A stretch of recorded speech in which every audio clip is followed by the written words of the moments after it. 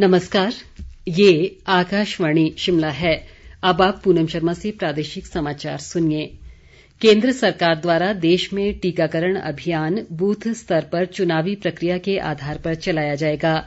केंद्रीय स्वास्थ्य मंत्री डॉक्टर हर्षवर्धन ने आज एक ट्वीट में कहा कि इसके लिए कुशल कर्मियों की संख्या बढ़ाने के लिए बड़े पैमाने पर कार्रवाई चल रही है। उन्होंने बताया कि देश के 719 जिलों में 57,000 से अधिक लोगों ने प्रशिक्षण पूरा कर लिया है। डॉक्टर हर्षवर्धन ने बताया कि टीकाकरण के बाद किसी पर इसका विपरीत प्रभाव पड़ने की स्थिति में आपात किट दी जाएगी।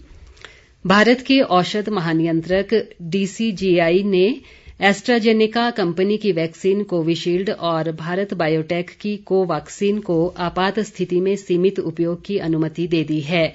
केंद्रीय औषध मानक नियंत्रण संगठन की विशेषज्ञ समिति द्वारा इन टीकों के आपात उपयोग की सिफारिश के बाद डीसीजीआई ने ये निर्णय लिया।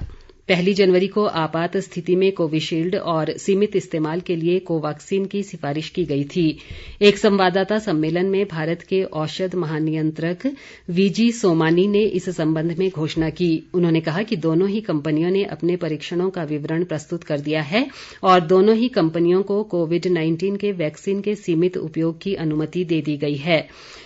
इस बीच प्रधानमंत्री नरेंद्र मोदी ने इस उपलब्धि पर देशवासियों और वैज्ञानिकों को बधाई दी है। उन्होंने कहा कि ये कोरोना के विरुद्ध संघर्ष में एक निर्णायक मोड़ है। देश में कोरोना से स्वस्थ होने की दर बढ़कर 96.16% हो गई है। कल 20,963 रोगी कोरोना मुक्त हुए।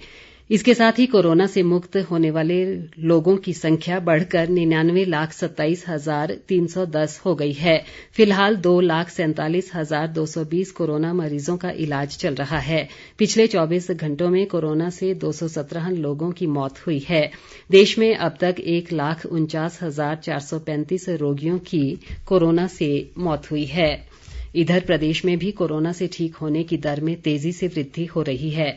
स्वास्थ्य विभाग द्वारा जारी बुलेटिन के अनुसार अब तक 52,742 लोग संक्रमण से पूरी तरह स्वस्थ हो चुके हैं। ऐसे में सक्रिय मामलों की संख्या घटकर 1,913 रह गई है। राज्य में आज अभी तक 13 नए मामलों की पुष्टि हुई है, जबकि 299 लोग स्वस्थ हुए हैं। आज मंडी जिले में 7, चंबा में 3, जबकि कांगड़ा, कुल्लू और शिमला में एक नया मामला सामने आया है।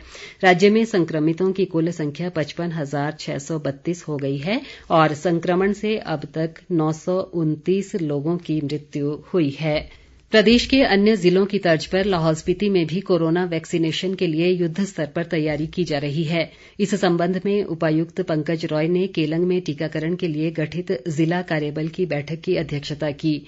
उन्होंने अधिकारियों को निर्देश दिए कि टीकाकरण अभियान को सफल बनाने के लिए सभी आपसी तालमेल से कार्य करें। उन्होंने कहा कि टीकाकरण पंजीकरण के आधार पर किया जाएगा।